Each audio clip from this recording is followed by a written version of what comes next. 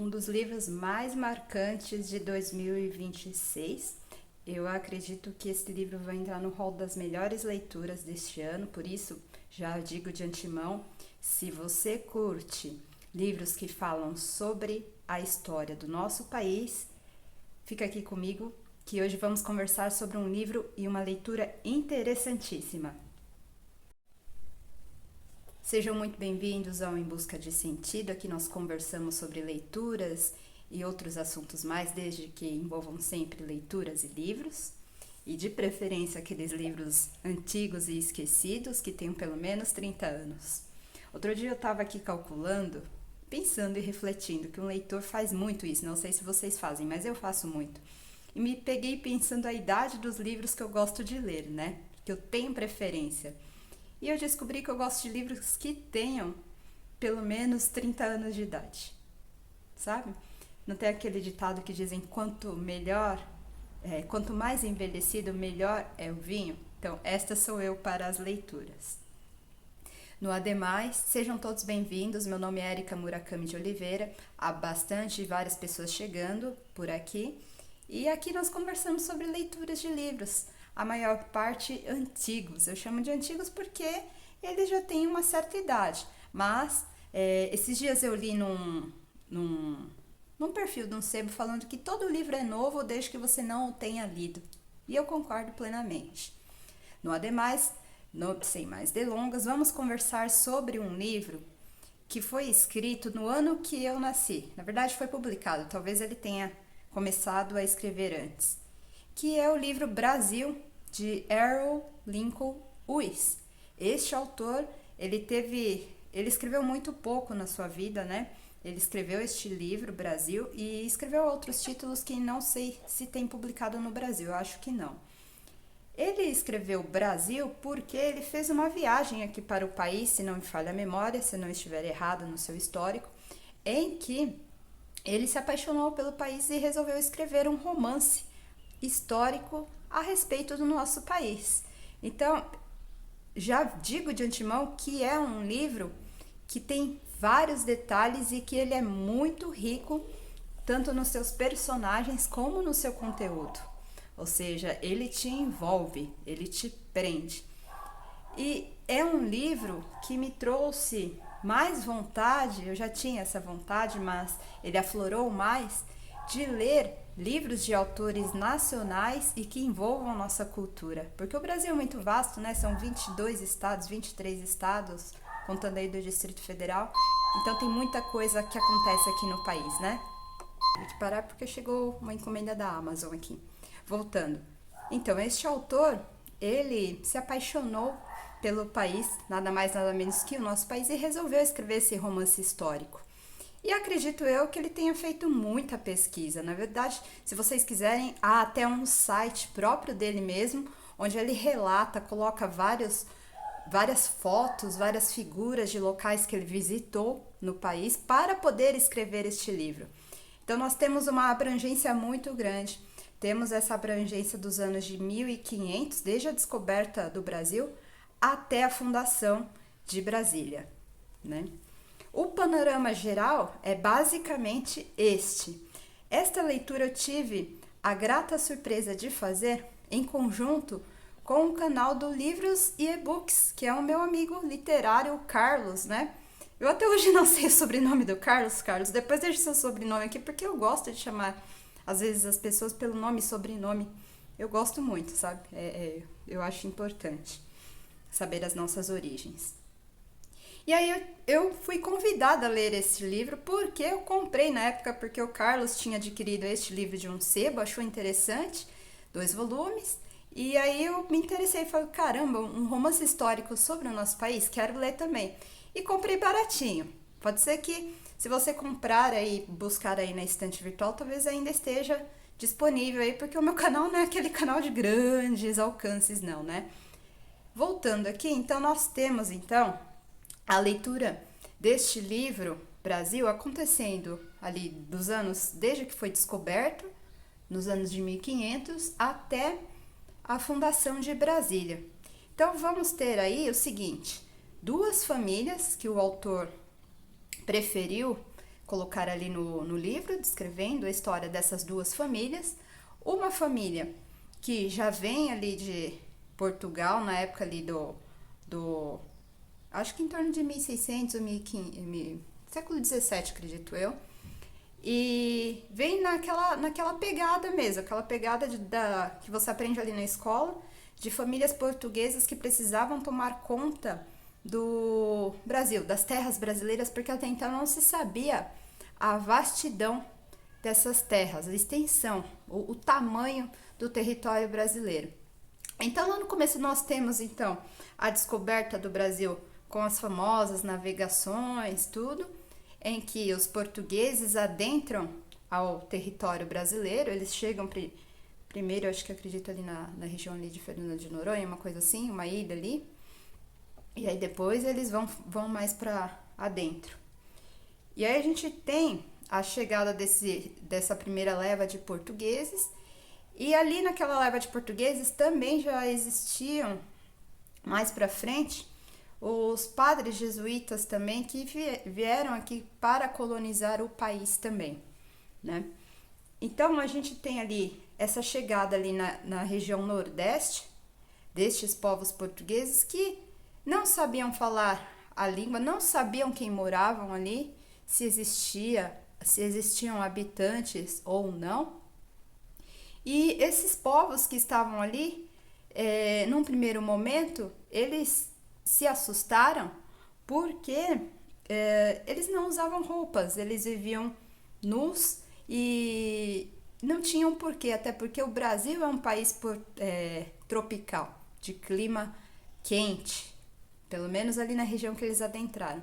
E sofreram inicialmente esse choque cultural de encontrar ali os índios, um povo que não falava a sua língua, que era o português, e ter esse primeiro contato. Então é bem próximo, o começo desse livro ele é bem próximo ao que a gente vê ali na escola mesmo, nas aulas de história do Brasil, que conta a chegada dos portugueses, né? Ali a gente tem essa chegada dos nossos amigos hermanos portugueses, mas o que o autor faz? O autor faz uma descrição detalhada, e ele faz questão de detalhar como vivem esses povos indígenas ali na região do Nordeste inicialmente. Quando a gente vem para a escola, eu vou aqui mostrar as minhas impressões, né, e juntar com a história aqui do livro, que é o jeito que eu conto história para vocês aqui, né, as minhas impressões literárias com a história do livro. Eu faço uma mistureba, né, dentro da minha cabeça e tento falar e ser o mais clara possível com vocês. Quando nós vemos ali na escola esses povos indígenas chegando no território, nós temos a impressão de que eles estavam ali vivendo pacatamente, de modo muito parado a sua vida. E não, no Brasil existiram e existem até hoje várias tribos indígenas e que elas moravam ali basicamente, no começo ali do livro ele mostra, nas regiões litorâneas. Então nós temos tribos ali no Nordeste, que são as primeiras tribos que têm contato e que os portugueses tentam uma amizade com esses povos e que têm culturas, diferenças culturais com outras tribos. Então existem ali rituais, coisas diferentes que são feitas ali na cultura daquele povo indígena inicialmente, em que os portugueses se estranham muito, até porque eles vêm aí de um país que é católico e cristão. E os índios não eram cristãos, os índios eram pagãos, eles tinham os seus próprios ritos, né? E eles se deparam com... Eu vou exemplificar uma questão que me chamou muita atenção na leitura deste livro, que é eles terem alguns ritos que para eles era normal. Então, como eu falei que existiam várias tribos, por exemplo, essa primeira tribo, que para minha surpresa e para a surpresa do Carlos, são povos canibais. Eles têm certos ritos em que, quando há guerras entre diferentes tribos, os prisioneiros são submetidos a alguns rituais, alguns ritos ali pagãos, em que há muita participação das mulheres, principalmente nesses ritos pagãos, em que os seus inimigos eles são sujeitos a, digamos assim, se você perdeu uma guerra ou se você é capturado como prisioneiro, existem umas rezas lá tal. Você morre por um tacape lá da morte. E nesse tacape da morte, depois você é esquartejado. Se você é inimigo dos caras lá, dessa primeira tribo que me apagou o nome agora, você é meio que esquartejado em várias partes. Depois fazem um churrasquinho de você, e de maneira bem amigável. Cortam você em diferentes partes. Imaginem você, o medo ali do branco, vivenciando isso, né, no dia a dia ali dos povos pagãos. Te esquartejam e te comem depois. Então eram tribos que eram, pasmem vocês, canibais. Então a gente tem a presença de índios canibais no nosso país, o que foi uma surpresa para mim quanto para o Carlos. Vejam bem, este é apenas um episódio que me surpreendeu muito. Acho que são os Tupinambás, se não me falha a memória, tá vindo aqui na minha cabeça agora. Os povos Tupinambás é que tinham essa cerimônia, né? E dentre esses povos Tupinambás existe um índio que eu não vou lembrar, eu sou péssima para lembrar o nome de personagem, minha gente. Este índio, ele vai circundar a história do livro por vários momentos. E é o primeiro índio que tem contato com os portugueses. Então ele vivia lá a vida dele de bom caçador que ele era, né? E ele tinha as relações com a sua família, com o seu pai, que também era um pouco misterioso nessa tribo. E descobre que o pai, ele não é muito querido nessa tribo. E que depois de um certo tempo ele retorna à tribo original e ele é meio afastado da sua tribo porque ele vai para uma guerra e retorna, e na verdade não era para ele retornar. Então essa tribo dos Tupinambás afasta esse pai, mas o filho, existe uma outra cerimônia ali que acontece na adolescência para a fase adulta dos homens dessa tribo. Ele se destaca entre os demais. Então ele passa a ser Aruanã, lembrei o nome. O índio Aruanã passa então a ser a figura de destaque dentre essas tribos. E o pai é uma figura meio apagada, né? Mas depois ele vai descobrir as origens, por que esse pai ele foi tão excluído da sua sociedade, da sua tribo, né? Então, a gente tem nesse primeiro momento do livro a chegada dos portugueses e o Aruanã como figura principal ali, personagem principal. E o Aruanã também tem as suas amizades. E aí, no decorrer ainda desse primeiro momento, o Aruanã, ele tem um amigo, e este amigo é um prisioneiro dos Tupinambás. E aí ele descobre depois que este prisioneiro dos Tupinambás pertencia então a uma outra tribo que era mais situada ao norte, da onde estava essa tribo que era mais ali na região ali do Recife, uma coisa assim. E aí num determinado momento ele vai viajar e encontrar essa tribo e descobrir que este amigo, que era então prisioneiro dos Tupinambás, é um dos líderes. É um dos futuros líderes desta outra tribo que vive no meio do norte, acredito, ali na floresta amazônica. Uma tribo muito importante. Neste início do livro, então, nós temos então a história do Aruanã, indo ali explorar com seu amigo a sua tribo, a sua outra tribo, e aí ele descobre que existem outras tribos diferentes, porque ao mesmo tempo em que ele vai e migra ali para o norte, existe toda uma aventura ali, e tem inclusive um mapa que eu vou tentar colocar uma foto dele aqui para vocês depois, em que ele vai com esse amigo até descobrir essa tribo. Inclusive ele fica ali no ar se essa tribo é ligada talvez aos maias, porque tem uma figura lá de uma espécie de cacique não, uma espécie de quando a gente tem esses esses líderes que são meio evidentes nas tribos, em que eles respeitavam muito. Ele era meio que consultado, era um ser consultado nessas tribos, né? E o Aruanã, voltando lá ao litoral, antes de fazer essa viagem, ele tem contato ali com os primeiros portugueses. E esses portugueses são importantes porque são os primeiros que chegam ao país, né? Então eles chegam ali ao país, mas essa primeira leva de portugueses que chega não chega somente com os descobridores da nossa terra, né? Mas também vem com aquelas pessoas que eram os degredados ali de Portugal, né? De Portugal. Aqueles que eram excluídos da sociedade, mas excluídos por um motivo X. Então, dentre esses degredados que chegam de Portugal, nós vamos ter também a figura de um ser que nós descobrimos ao longo do livro que ele era um preso, uma espécie de preso ali do seu país, e que, como eles não conheciam o que era a extensão territorial brasileira, eles mandaram ali no navio. Então entrava só gente fina, elegante e sincera aqui para o Brasil. E esse português, ele acaba se adaptando à vida aqui do Brasil mesmo, dessas tribos. Inclusive, ele acaba se tornando respeitado pelos próprios índios, que são uma dessas tribos Tupinambá, se não me falha a memória.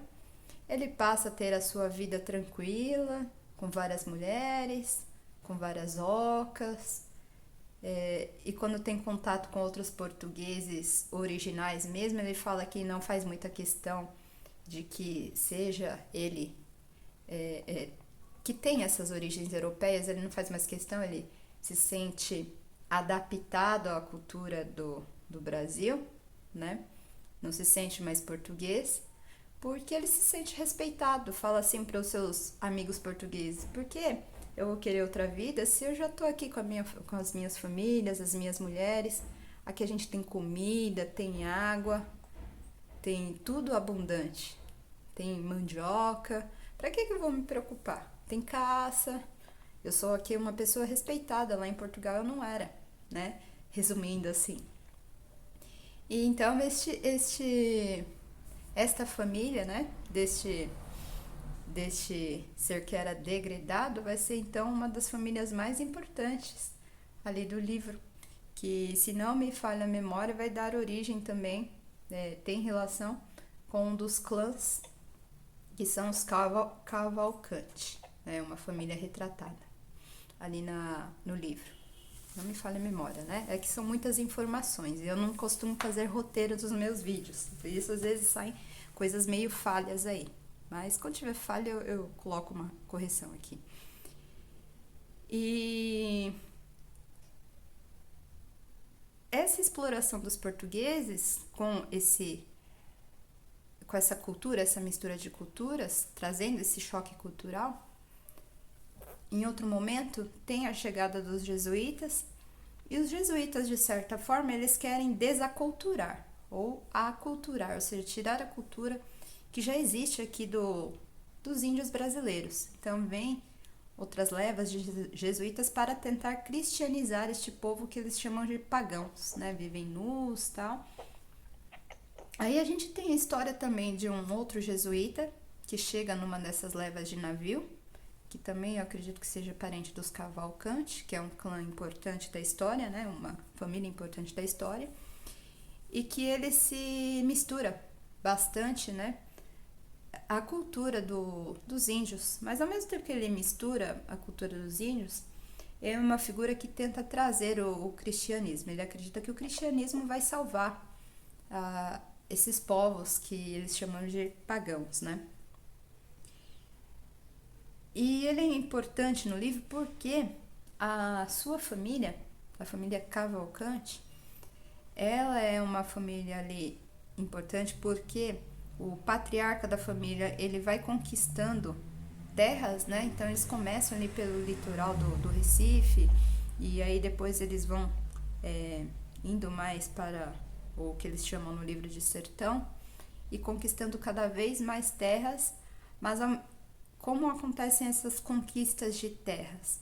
Eles vão capturando cada vez mais índios para que trabalhem para eles, né, para os portugueses.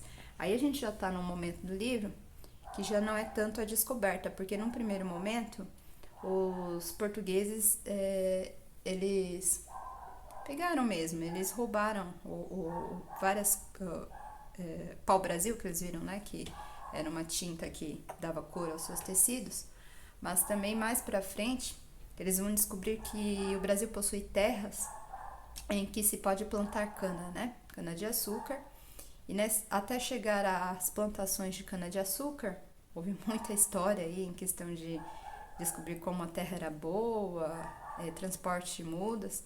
Nesse processo de cultura e cultivo da cana-de-açúcar, houve muita matança de povos indígenas. E a família Cavalcante foi responsável por não só essa questão de matança, mas também teve auxílio de outras pessoas, outros povos, né? Que povos eram esses? Daí vocês devem estar se perguntando, mas como estes Cavalcante conseguiram então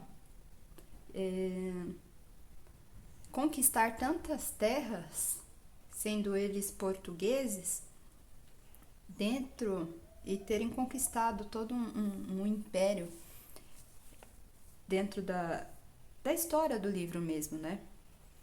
Nós vamos ter o seguinte: os Cavalcante já eram descendentes ali de portugueses e quando houve a divisão ali do que a gente chama na história de capitanias hereditárias, né? O Lewis coloca ali no livro dele como se fosse uma família ali descendente daqueles daquelas diversas capitanias. Uma delas que prosperou bastante foi Pernambuco. E nessa divisão das capitanias hereditárias, essa família, na ficção que ele chama de Cavalcante, foi uma das famílias responsáveis por desbravar as terras brasileiras.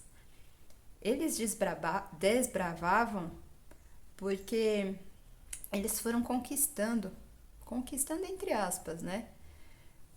Foram capturando índios e mais índios. Então eram levas e mais levas de índios. Não pensem vocês que eram 10, 20, não, eram 500 para cima, se bobear até mais ou coisa assim. Eram muito numerosos. E eles iam desbravando essas terras. Então começava a conquista deles ali no litoral e eles ouviam falar ali dos índios e de outras pessoas que poderiam existir outras terras, iam desbravando, desmatando, né? Só que eles não desmatavam somente sozinhos, assim, né? Como um capitão ali do mato, não. Ao longo do livro, o Lewis consegue correlacionar e juntar outra família importante ali, que são os Silva, que são já descendentes e considerados já mais brasileiros. Que aí a gente já está falando ali, descendo um pouco mais, da capitania ali de São Paulo, São Vicente, que são os bandeirantes. Os bandeirantes, eles já eram povos que viviam em outra situação, né? Viviam numa situação ali mais precária, mais próximas, não dos índios, né? Mas uma situação ali que eles já eram mais, não eram tão abastados quanto esse clã dos Cavalcante. Eles são uma figura importante ali do livro. E vejam bem como eles chegaram a essa conquista toda de território. Eles chegaram a essa conquista de território porque ali no livro o Lewis faz o seguinte: o que o autor faz para tentar nos enquadrar ali na história? Houve aquela divisão das terras, né? Depois que os portugueses então descobriram que não era somente ali as terras, pequenas terras, mas a extensão muito vasta. e dividiram ali nessas capitanias hereditárias, né? Que a gente vê na história mesmo. E uma das mais prósperas era justamente a capitania ali da Bahia e do Pernambuco, junto com a de baixo ali de São Vicente, que é o litoral brasileiro, né? E na região ali de Pernambuco, já com a conquista ali dos portugueses e holandeses, eles foram conquistando essas terras, conquistando é um termo assim que é utilizado na história, né?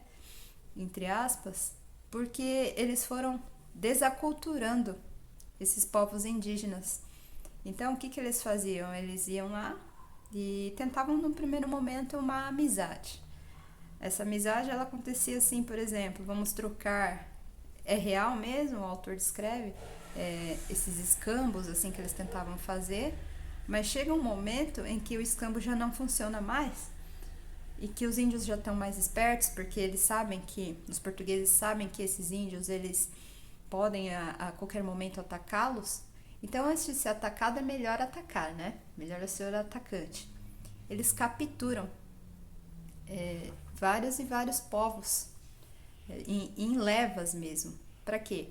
Para que possa trabalhar para eles. Então, eles têm essa questão de capturar esses índios para trabalhar em suas terras. No cultivo, então, já estamos falando aí do ciclo da cana-de-açúcar, ali no Nordeste. Mas eles não capturavam sozinhos. Aí a gente tem e conhece a história dos clãs do Silva, que a gente já está em outro momento ali da leitura do livro, que são os bandeirantes paulistas. Eles ouvem falar ali por vários e vários, porque naquele momento, nesse momento da história não tinha WhatsApp nem redes sociais, a rede social era falada, né? Então passava de boca em boca. E eles sabiam que esses bandeirantes eram famosos por desbravarem o que eles chamavam de sertão. Sertão era tudo aquilo que era considerado em termos de terra que não era litorâneo. Então, o que não era desbravado ainda no Brasil chamava-se sertão. E então esses clãs ali do Cavalcante descobrem que existem esses bandeirantes e esse bandeirante vai chegar, um bandeirante famosão aí do livro, vai chegar até o Nordeste e vai começar a ter contato com essa família dos Cavalcante. E aí vamos descobrir como foi a história da fundação das bandeiras paulistas e sulistas também, que o autor dá uma pincelada no livro. Os bandeirantes eram conhecidos por desbravarem essas terras desconhecidas e capturarem índios. Então os Cavalcante, eles têm auxílio desses bandeirantes. E nessas bandeiras, que são essas capturas de índios, eles capturam esses índios para trabalharem no cultivo da cana-de-açúcar, né? Então, até então não se falava de mão de obra escrava, falava-se de mão de obra indígena. E quando eles capturavam esses grupos de indígenas, muitos deles acabavam morrendo por doenças, por coisas básicas, condições básicas de higiene, né? Falta de higiene, e muitos também por terem contato, nunca terem tido contato com o homem branco, morriam de coisas comuns como gripe, que o homem branco já era mais, já tinha uma imunidade, né? Uma defesa contra a gripe, mas os índios não tinham. Então, quando eles capturavam esses bandos de índios, muitos não sobreviviam. Então, era pouca mão de obra que chegava, então, até o cultivo das canas-de-açúcar, desses homens, desses primeiros homens que eram, então, portugueses, né? Quando nós chegamos, então, à figura e à descrição dos bandeirantes, lembrei até o nome do personagem, o Amador Silva. Ele era um grande bandeirante, que tem até uma figura bem representada dele. Vocês encontram por aí, é a figura descrita dele. Provavelmente vocês viram já no livro de história. Daquele homem imponente, com aquelas capas de couro, aquele chapéuzão. Não era bem isso, né? Isso aí era o jeito que eles pintavam. Ele chega ao Nordeste, ele é meio que contratado por essa família Cavalcante para que desbrave certas partes deste sertão na captura dos índios. Mas, neste momento, né, do livro, nós estamos ainda no livro 1 do Errol Lincoln Lewis. Eles não conseguem, assim, desbravar este sertão. Então, o Cavalcante contrata o Amador Silva para tentar desbravar esse sertão, mas num dado momento ele não é que ele foge, ele vai conhecer outras tribos, ter contato com outras tribos nesse processo de desbravamento do sertão. E nesse desbravamento do sertão, ele tem como companheiro o Secundus Prost, que é um personagem que é holandês, né? Este holandês, ele meio que é uma figura importante também do livro, um personagem importante do livro, porque este bandeirante Amador Silva, ele é contratado não só para a captura de índios, mas para sumir com o Secundus Prost, que é um pretendente para uma das filhas deste senhor do clã Cavalcante. Como ele não quer que a filha se envolva ou que se relacione com ela, porque ele é muito detentor de donas de terra e não gostava dos holandeses, o Amador Silva ele viaja com o Secundus Prost, mas o Secundus Prost ele só viaja com o Amador Silva porque o Amador Silva promete e fala para ele que ele pode ter contato com outros locais e pintar estes povos, as paisagens, porque Secundus Prost é um artista, né? Eles viajam e vão desbravar um outro tipo de sertão, que são as tribos ali da região norte, né? E que eles vão ficar ali um bom tempo vivendo nesta região, vendo os costumes, vivenciando o clima, e eles acabam também em alguns momentos gostando muito dos povos que vivem, né? Por viver tanto tempo longe das suas famílias.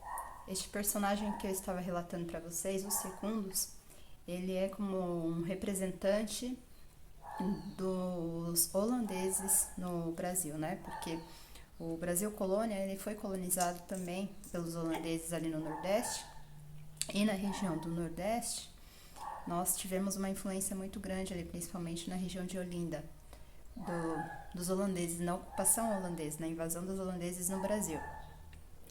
E o Secundus é um artista muito curioso, então ele parte nessa expedição com o Amador, em busca desse sertão, e eles acabam por envolver em várias aventuras, conhecem outros povos e acabam participando de outras guerras que não são somente essas guerras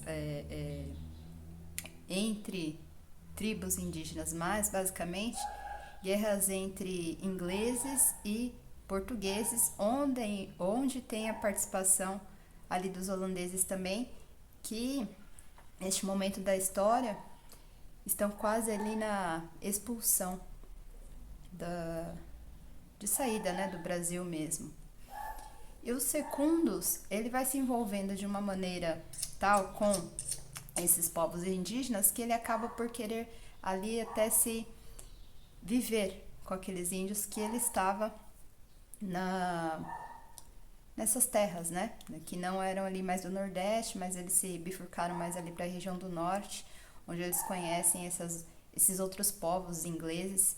Se não me falha a memória, na região do Norte, em que a gente tem ali uma certa influência de colônias formadas pelos ingleses também. Então a gente tem esses momentos do livro que são relatos fictícios, mas que estão presentes e estiveram presentes durante a história de colonização do Brasil, junto aí já à chegada não só dos portugueses, mas também de povos ingleses e holandeses.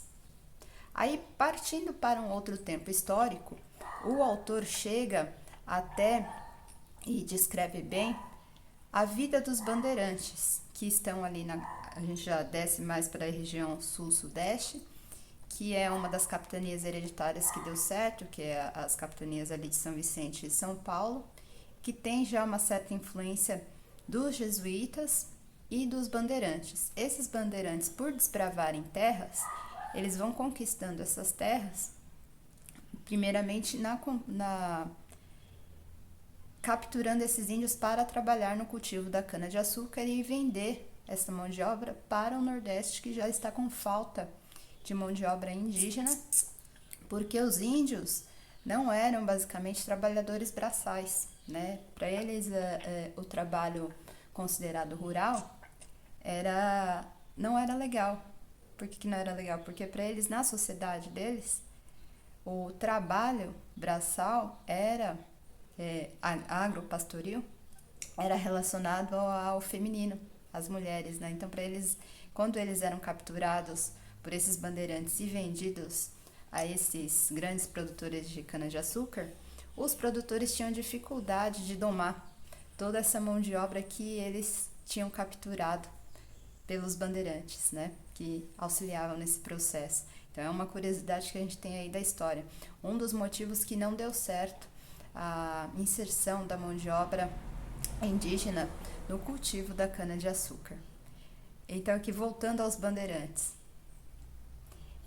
conforme eles vão desbravando essa região que eles chamam ali no livro de sertão, na história, eles vão conquistando essas terras e cada vez mais expandindo o seu território. Então, nós chegamos num momento do livro em que a família do Amador Silva tem uma vastidão muito grande de terras, não só por causa dessa conquista ali dos índios, mas também porque ele foi desbravando mesmo o sertão, né? E ele é o pioneiro da sua família, tanto nessa questão dos bandeirantes de conquista ali, que mostra justamente que as terras do Amador Silva abrangiam toda a região do Rio Tietê, então tinha uma vasta extensão territorial, e nós terminamos com esse personagem casando com uma mulher ali que é considerada já brasileira também, essa mistura de povos portugueses com índios, né? E era cultivadora de marmelo? De marmelo, chama-se Maria. Essa Maria era cultivadora de marmelo e ela ganhava dinheiro com marmelada.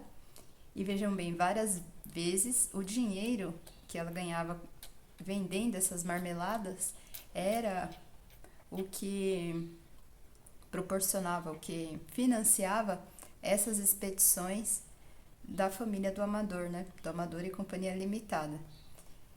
E há um momento ali da história em que eles ouvem falar dos índios, que há uma busca de um paraíso Eldorado, uma coisa assim. É aquela busca daquele ouro que se encontram em regiões perdidas. Existem várias histórias e várias mitologias que abrangem essa história do Brasil, inclusive há livros sobre isso. E os bandeirantes têm esse sonho de encontrar este ouro perdido.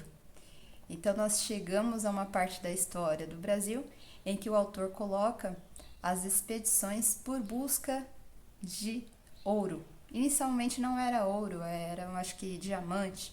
E aí eles saem ali da região de São Paulo e vão desbravando até o interior de Minas. Aí já nós não temos mais a figura do Amador, nós temos já a figura dos descendentes do Amador. Então deixamos de lado um pouco aquela família que eu chamo aqui de clã, né? Que clã é guerra, né? Mas enfim, foi outro termo que me veio no outro vídeo ali.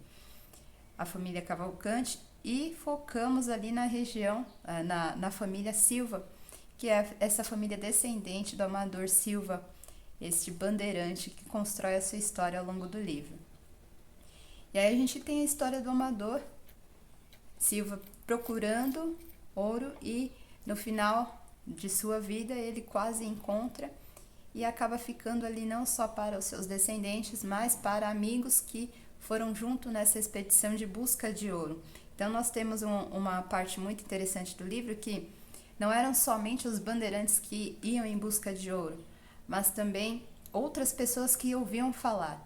Inclusive também não há financiamento só da família ali do dos bandeirantes, mas também de povos considerados judeus, que havia até um certo preconceito, mas eles já eram comerciantes. A família já vinha de comerciante, nós já tínhamos judeus no Brasil, e eles também financiavam essa busca pelo ouro. E chegamos ao ciclo do ouro, nessa busca por esse Eldorado, que acaba sendo encontrado ali na região do interior de São Paulo para Minas Gerais, e não tem a formação de riqueza somente desses povos bandeirantes, mas também de outras pessoas que eram meio deixadas de lado, tropeiros ou coisas assim, que começaram a participar, fornecendo o transporte, né, mulas, porque você precisava carregar ali mantimentos, as coisas para montar acampamento, e aí esses tropeiros participavam da expedição. E aí nós temos a figura de participação desses tropeiros também na busca do Eldorado.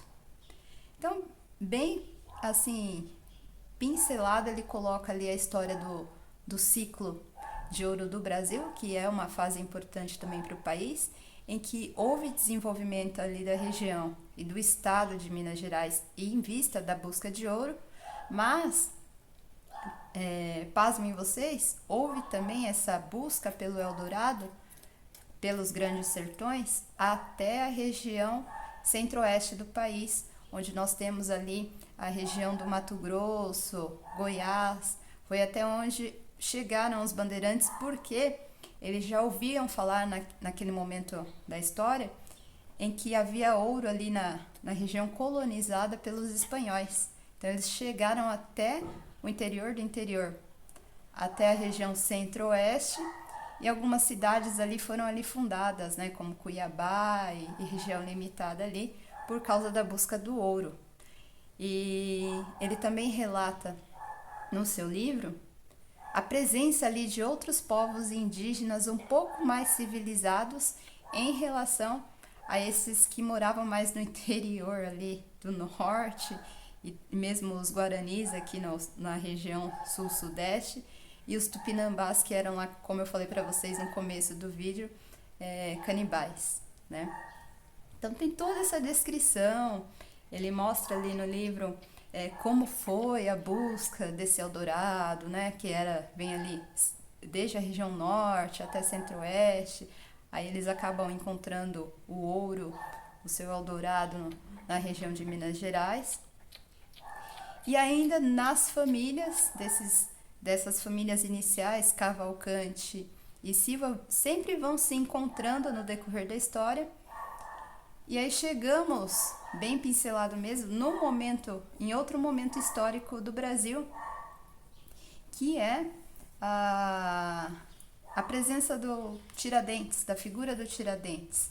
Joaquim da Silva Xavier, também conhecido como Tiradentes, porque ele aprendeu esse ofício muito menino, com acho que um tio dele, que era famoso mesmo, porque naquela época não existia muito tratamento dentário, então as pessoas extraíam os dentes e condenavam os dentes. E o Tiradentes não só tirava dentes, como também os tratava com uma espécie de resina que eles colocavam ali no dente. Tanto que há um personagem, que não me recordo o nome agora, que ele trata, então, tem uma dor muito intensa e tem medo de médicos e dentistas, e o Tiradentes aparece no livro neste momento para tratar os dentes. Tiradentes era uma pessoa muito estudada, ele não só tirava dentes, mas também ele tinha muita curiosidade por engenharia civil mesmo. Então ele estudava muito a respeito de construções, e ele foi uma figura muito antenada no seu tempo a respeito das revoluções e revoltas que já estavam acontecendo ali na América do Norte, em busca ali da sua liberdade, né? Várias províncias ali da região do Norte, América do Norte. E já se falava ali em independência. E ele traz essa bagagem, esses sonhos com ele, quando ele aparece no livro. E uma parte que foi bem relatada pelo Luiz e estudada também, né? Que foi a figura do Tiradentes. E Tiradentes tinha vários amigos também, dentre esses amigos, ele coloca ali, acredito que em forma de ficção também, os parentes do próprio Silva, né? De alguma maneira, você tem ali essa relação da família Silva com o Tiradentes, alguns parentes ali bem afastados já das suas linhagens, na busca dessa liberdade. A primeira tentativa ali de cortar esse vínculo com Portugal, que até então Portugal tinha várias coisas, né? As famílias real portuguesa era financiada pelo Brasil, foi financiada já desde a descoberta até agora o ciclo do ouro, e Tiradentes fala que isso não é uma prática legal fazer isso. O Brasil precisa ser independente, ele já pode andar com as próprias pernas. Nós temos a primeira tentativa de desvínculo total com Portugal, com o Tiradentes. Acredito aí que por isso hoje, o 21 de abril, seja um dos feriados mais importantes no nosso país, né? E que mais? É tanta coisa, que é um romance histórico. Estamos aí no século XVIII para XIX. Sim, aí nós temos então, dando aí um salto a mais no livro, temos toda essa luta por Tiradentes, é bem discorrida. É a Guerra do Paraguai. Acho que acredito depois ele tenha descrito, se não me falha a memória, que foi uma parte meio difícil de eu ler porque ele se perdeu um pouco. A Guerra do Paraguai, que é um outro momento histórico do Brasil e da América do Sul, e que aí nós temos a participação não só do Brasil, mas da Argentina, do Uruguai, e o Brasil versus o Paraguai. O então presidente do Paraguai tinha aí um sonho de comandar a América do Sul, e aí nós temos todos os detalhes de cada uma dos conflitos que aconteceram ali na região do Paraguai, com a Argentina versus o Brasil, na Guerra do Paraguai, que foi muito bem descrita pelo Luiz, mas neste momento foi um pouco maçante de ler, porque em alguns momentos ele acabou se perdendo, ele falava de uma pessoa, de um conflito, daqui a pouco ele já estava falando da família, do cidadão, e temos a chegada de um novo personagem que é o Antônio Paciência. Aí nós temos já a descrição do que é um descendente de escravos, né? O Antônio Paciência, ele é um ex-escravo na Guerra do Paraguai, mas tinha essa condição de você ser ex-escravo porque quando ele era muito jovem, ele foi vendido ali da região ali do Nordeste, já ligado também a esses clãs do Cavalcante, e foi vendido para uma fazenda, acho que é uma fazenda de cana-de-açúcar, agora não me recordo também. E ele sai da região ali do Nordeste e vai para Bahia, adentra aquela região ali, acho que é Bahia, se não me falha a memória. E ele tem essa oportunidade de, olha, eu te dou a liberdade, os caras falam lá, os caras militares falam pra ele, olha, eu te dou sua liberdade, desde que você participe, se aliste ao exército brasileiro e se torne um soldado e defenda o nosso país. Ele e várias outras pessoas que viviam nessa situação de escravidão, aceitaram então esse desafio dado, né? Porque não, eu vou ser livre, antes eu participar da guerra do que ter a minha liberdade comprada, né? E participa da Guerra do Paraguai. Antônio Paciência acredito que tenha entre 30 anos, ele é muito jovem nesse momento do conflito, acho que até menos, acho que talvez na casa dos 20. Ele participa da Guerra do Paraguai, temos a descrição do que ele faz, das suas funções, né? Ele recolhe ele recolhe pessoas doentes da guerra e leva até o hospital próximo. Hospital este que tem a figura de um médico, e esse médico também é descendente dos Cavalcante, se não me falha a memória. Dos Cavalcante, lá do Nordeste. Então, sempre essas famílias entrelaçadas, a vida do Silva e dos Cavalcante com a chegada da figura do Antônio Paciência.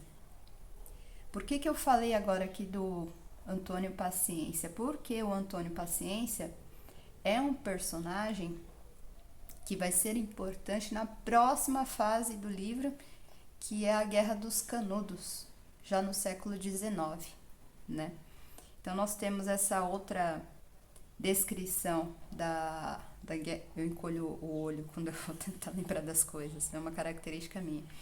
Da Guerra dos Canudos, e ele é uma figura muito importante, um personagem importante neste momento histórico do Brasil também, que é a Guerra dos Canudos, a fundação ali de uma espécie de cidade, que não era uma cidadezinha qualquer, era uma cidade bem desenvolvida,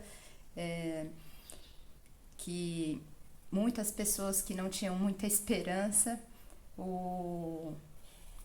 a figura central, me apagou o nome agora, o Antônio Conselheiro, ele conseguia arrebanhar, né? Ele pregava, né? Se colocava ali como um salvador ali da pátria. E ele fundou essa espécie de cidade que viviam muitas pessoas que não tinham esperança, né? E não gostavam da monarquia. Na verdade, não é que eles não gostavam da monarquia. Peraí que eu acho que eu comi bola. Eles eram a favor da monarquia e não queriam que a república fosse fundada. É isso mesmo. Perdão, comi bola aí. E aí queriam que a monarquia fosse restaurada, e o Antônio Conselheiro era não só uma figura religiosa, mas também política, fundando essa cidade. Quando essa cidade começou a ganhar muito destaque nacional, o governo brasileiro interviu, porque eles estavam ganhando muito destaque nacional, segundo o autor do livro. O governo interviu e praticamente dizimou a população de Canudos, que era um reduto, não só religioso, mas sobretudo político, ali no interior da Bahia, uma região bem seca, não se chovia muito lá, e aí eles tinham muita resistência, o autor traz bastante, resistência física e para a guerra, porque ali se situavam, entre a população masculina que combateu na guerra, muitos ex-pistoleiros, ladrões, então eles sabiam manejar armas. Então eles roubavam muitas armas que eles encontravam em outros locais e faziam disso um arsenal para combater o militar brasileiro, né? O governo brasileiro.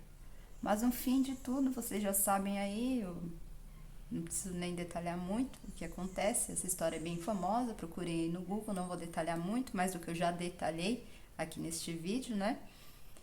E aí a gente tem esse outro momento histórico sendo relatado. Já quase caminhando ali para o final ali do livro, nós temos descrita também outros descendentes da família Cavalcante com a família... Não, aí já não são... Não, são descendentes do Antônio Paciência, não são os Cavalcante. Os descendentes do Antônio Paciência participando da fundação de Brasília, se não me falha a memória. Tem também a participação da família do Silva, que é praticamente a parte final do livro. Então você tem esse salto aí da Guerra de Canudos para a fundação de Brasília, que até então a capital do Brasil. Ele dá uma pincelada antes de falar da fundação de Brasília na família real portuguesa, que foi bem pincelado mesmo. Não fala nada a respeito de Vargas, só dá uma citada e já dá esse salto na história para a fundação de Brasília, e foi bem pincelado mesmo, onde nós temos aí vários estudantes que já são descendentes dos Cavalcante, que eram essa família engenheirada, e alguns do Silva, que também tinham já acesso maior a estudo. Nós temos médicos, nós temos estudantes de direito já, e que participam da fundação de Brasília, mas também temos a figura aí, que eu volto aqui a dizer, dos descendentes do Antônio Paciência, que são pessoas que não tinham muito do que sobreviver e acabaram migrando, porque ouviram falar que uma capital ia ser construída e precisava de mão de obra. E aí essa mão de obra vem justamente dessas outras regiões mais empobrecidas, né? Do Nordeste, ou ali não tanto ali do Sul, mas sobretudo ali do Nordeste, que vão migrando e fugindo de conflitos pessoais, de pequenas rixas ali dos senhores do engenho. E aí eles chegam até o que é a esperança para eles, que é participar da fundação de Brasília. Então nós temos vários momentos históricos descritos com muita maestria na leitura do livro Brasil, este romance histórico de Aaron Lincoln Weiss. Vamos agora às considerações finais. Vou ver se eu consigo fechar esse vídeo que eu falei pouco. Eu não consegui falar pouco porque eu fui me empolgando, até porque são 1000 páginas de livro em 2 volumes. E eu já imaginava que o vídeo não ia ficar muito curto, ele ia ficar extenso mesmo. Eu não sou uma pessoa muito objetiva às vezes, sabe? Bom, sobre as considerações finais da leitura deste livro, né? Eu fui colocando as minhas impressões junto à história também, mas assim, de aspectos positivos que eu levantaria na leitura do livro do Aaron Lincoln Weiss, o Brasil, essa duologia, é que a escrita dele é muito boa. Então, para você que curte aí um romance histórico, né, aqueles detalhados que envolvem famílias, e uma descrição muito rica de cenário, de paisagens e de personagens, este é o livro certo para você. É um ponto positivo. O segundo ponto positivo é que você acaba por querer pesquisar outras coisas que aconteceram na história do Brasil, pelo menos a mim, né? Porque nós brasileiros temos essa questão, né, de gostar de coisas, não digo só da literatura, de objetos, um estilo de vida mais estrangeirado, né? Gostamos muito do estrangeiro, mas pouco valorizamos a nossa cultura. E a leitura deste livro vai te permitir, pelo menos para mim, né, permitiu a abertura para outros tipos de literatura presentes, principalmente a literatura brasileira. Nós temos uma literatura riquíssima e que deveríamos mais valorizar, sabe? Acho que valorizamos pouco. É um aspecto positivo da leitura deste livro. Essa riqueza de detalhes, de personagens, de cenários, tudo isso em 1000 páginas.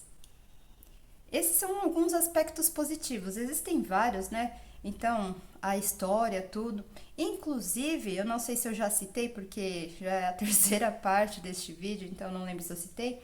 O próprio autor deixou, vocês têm disponível este site. Eu acredito que o Carlos vai compartilhar também no perfil dele.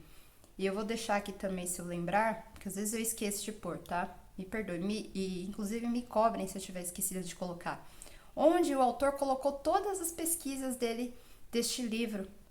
Tem uma riqueza enorme ali, um acervo enorme de fotos, imagens e um pouco do que foi esta escrita deste livro, essa pesquisa histórica que ele fez para escrever o livro Brasil, né? E em aspectos assim mais negativos da leitura, eu diria que em alguns momentos ele tem uma escrita tão detalhada que você se cansa, você se perde. Então, por exemplo, a Guerra do Paraguai, que eu comentei muito com o Carlos, ele foi tão descritivo. Eu entendo que é uma guerra, né? Que há conflitos que são sangrentos, mas ele foi tão descritivo que a descrição das cenas, às vezes, se tornou difícil de acompanhar para o leitor. Às vezes você gosta de uma coisa mais puxada e detalhada, né? Mas não foi o meu caso, então esse é um aspecto negativo. Outro aspecto negativo é a questão de que em alguns episódios da história brasileira, mesmo essas que a gente vê na história, nas aulas de história do Brasil, na escola, o autor ele não detalhou muito, né? Então ele deu ali só uma pincelada, a chegada da família real, a Era Vargas ali. Então ele deu só uma pincelada. Ou mesmo a construção de Brasília também não foi aquela coisa detalhada. Ele optou mais por detalhar a chegada dos portugueses, a descrição dos indígenas foi um aspecto muito positivo, né? Não coloco como negativo, mas positivo. Conheci ali várias tribos. Mas assim, no geral, sim, é uma obra fantástica que vale a pena ter na biblioteca da sua casa, viu? Não só para você lê-la, mas para ter ali, sabe? Uma obra muito representativa do país que não foi escrita por um brasileiro, né? É uma coisa meio engraçada isso, uma obra que foi escrita por um não brasileiro da história do nosso país, né? No ademais, o meu vídeo, eu acredito que vai ser até um bom complemento, porque eu já vi o vídeo do Carlos neste momento que eu estou gravando com vocês. Ficou muito bom, muito detalhado, eu recomendo que vocês vejam. O Carlos estudou muito mais que eu não pesquisei muito não. Eu fui mais pela história mesmo, fui me envolvendo ali com os personagens, eu pesquisei um detalhe ou outro, mas ele colocou assim detalhes muito importantes ali na escrita do livro e informações que é bacana saber quando você vai ler o livro, sabe? Nessa pesquisa detalhada e histórica. Eu recomendo que vocês vão visitar o canal dele também, o canal do Carlos de Livros e E-Books. Eu vou deixar o link aqui também, eu não posso esquecer, me cobrem se eu esquecer. E no momento que vos falo, vou encerrar esse vídeo por aqui que já está longuíssimo. Eu espero muito que vocês tenham gostado e curtido. Eu peço muito que vocês auxiliem no canal, curtindo e compartilhando este vídeo. E é inédito, porque vai dar um baita de um vídeo. Eu espero que vocês tenham pego aí uma xícara de café ou coisa assim, que foi um longão, um curta-metragem aqui. Um beijo e até de repente. Tchau, tchau.